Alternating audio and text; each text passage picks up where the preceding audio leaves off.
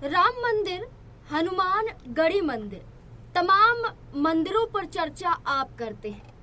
हिंदुओं की आस्था के साथ खिलवाड़ आप करते हैं और फिर सड़कों पर हो हल्ला आपकी ही पार्टी करती है। जिस पार्टी का जिक्र किया जा रहा है, ये पार्टी है भारतीय जनता पार्टी। हाल फिलहाल में बीजेपी के मध्य प्रदेश से एक विधायक है जिनका बयान काफी विवादों में देखा जा रहा है। ये बयान जो विधायक है पन्नालाल शाक्या का है, जहां वो मां सीता को मौत का समान बताते हैं। साथ ही साथ ये तक कहते हैं कि रामायण हो, महाभारत हो, हर युद्ध में सिर्फ पुरुषों ने ही बलिदान दिया है, महिलाओं ने कोई बलिदान नहीं दिया है।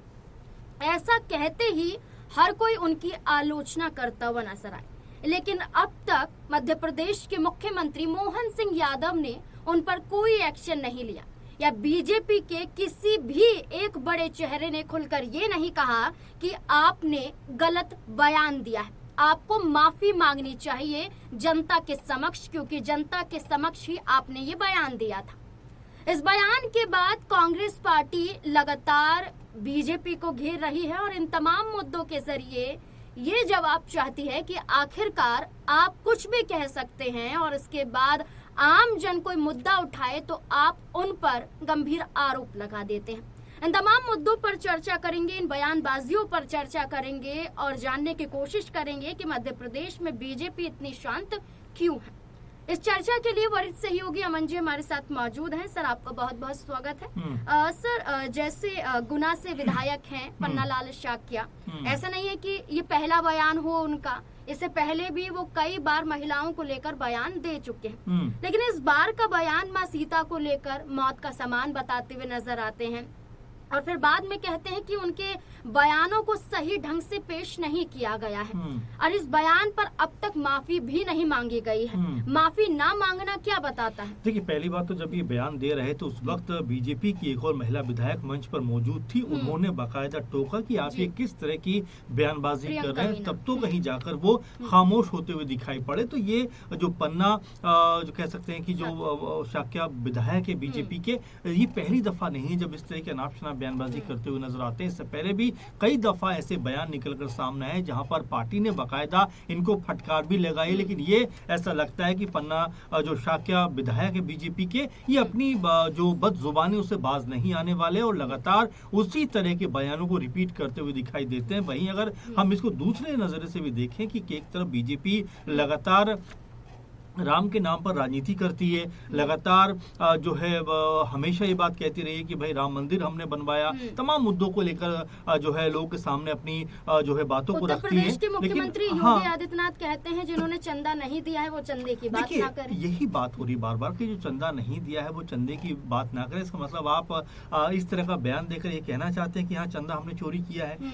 कुल मिलाकर ये कहना कि भाई आजादी की लड़ाई में अगर कोई नहीं लड़ा तो क्या वो देशभक्त नहीं है। अब ये तमाम की बातें जो बहुत ज्यादा तर्कसंगत नहीं कही जा सकती, क्योंकि हर एक चीज का अपना एक दायरा है, एक तौर तरीका है। लेकिन इस बात को डाइवर्ट करने से ज्यादा जरूरी ये बात यहाँ पर हो जाती है कि उसका हम समाधान कैसे ढूंढें, क्योंकि लगातार जो नेताओं की बदजुबानी है, खासकर ऐसे कुछ चुनिंदा नेता जरूर हैं जिनको आप देखेंगे कि उनको कितना भी आप कह दें वो अपनी बदजुबानी से बाज नहीं आते। और पन्ना शाक्या जो विधायक है बीजेपी के, वो इसी तौर के विधायक नजर आते हैं जहां पर कई दफा आला कमान ने बीजेपी को उनको समझाया भी कि भाई इस तरह की बयानबाजी मत करिए। अब यहाँ पर दो तीन बातों को कोट करते हुए दिखाई पड़ते हैं कि एक महाभारत का जिक्र आप करिए, एक रामायण का जिक्र करिए, पृथ्वीराज चौहान का जिक्र यहाँ पर करते हुए नजर आते हैं कि इन तीनों युद्धों में जो बड़े युद्ध रहे हैं इसमें एक भी महिला का बाल बांका नहीं हुआ, जितने भी मारे गए पुरुष मारे गए। तो इस तरीके से कहने का अर्थ उनका यही था कि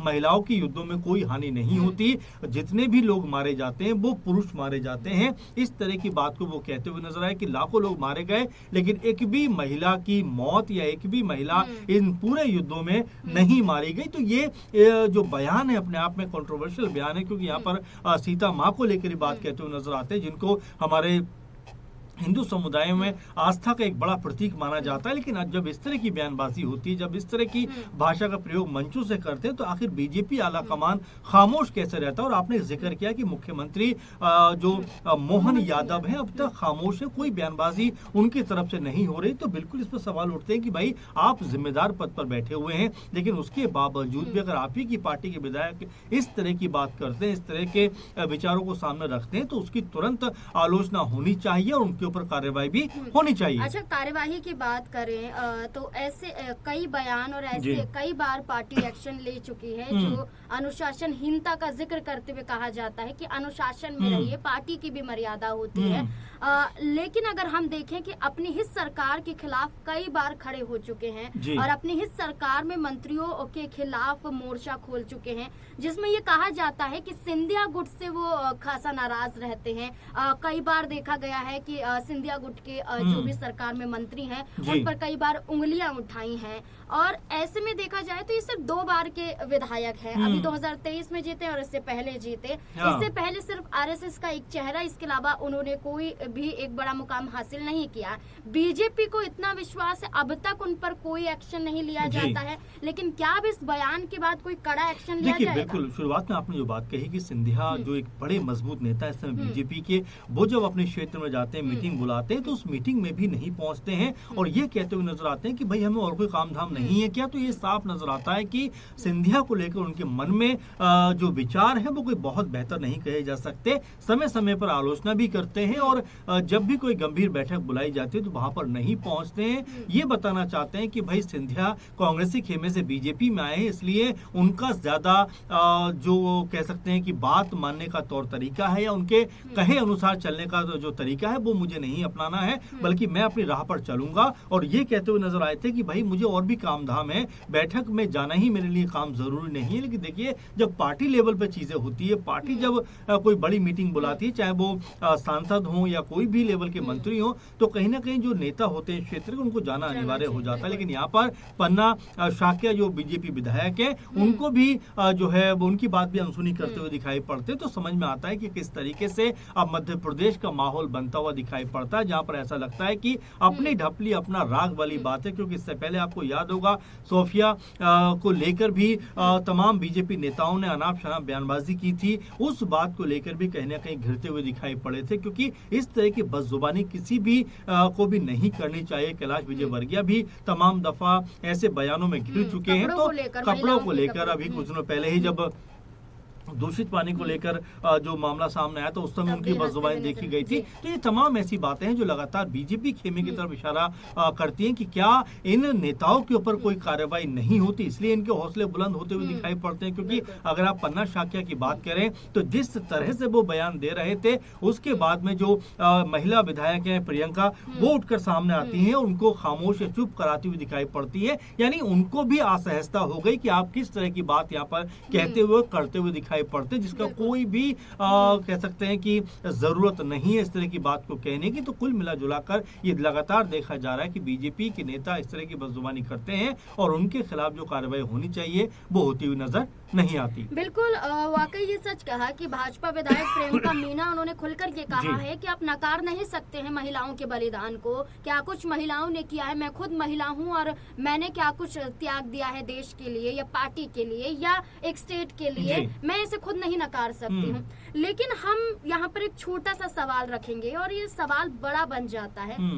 पार्टी अगर सत्ता में है और पार्टी बीजेपी की है, तो क्या उनको अधिकार हो गया है कि आप कुछ भी बोल सकते हैं, धर्म के नाम पर कुछ भी बोल सकते हैं, आस्था के साथ खिलवाड़ कर सकते हैं? बिल्कुल, अगर यहाँ पर ये बयान कांग्रेस पार्टी की तरफ से दिया गया होता या कोई और नेता की तरफ से दिया गया होता, अब तक बीजेपी के जो नेता है वो सड़कों पर उतर गए होते, तमाम हंगामा करते हुए नजर आते। लेकिन यहाँ पर जैसा आपने भी शुरू में कहा कि आला कमान की तरफ से खामोशी है, मुख्यमंत्री मोहन यादव खामोश है और ये होना नहीं चाहिए। देखिए, क्योंकि इस तरह की बदजुबानी कोई भी करे वो जो है बर्दाश्त के काबिल नहीं होनी चाहिए और एक सजा का जो प्रावधान है पार्टी की तरफ से जो कार्रवाई की जानी चाहिए वो जरूर होनी चाहिए, क्योंकि अगर इस तरह की बयानबाजियों को इग्नोर किया जाता रहेगा तो ऐसे नेताओं का हौसला कहीं ना कहीं बुलंद होता हुआ दिखाई पड़ेगा, जिससे जो माहौल है वो और ज्यादा इस तरह के मामलों का खराब होता हुआ दिखाई पड़ेगा। बिल्कुल यही नजर आता है कि अब एक्शन कब होगा। क्या जो गुना से विधायक पन्नालाल शाक्या है, क्या आने वाले विधानसभा चुनाव में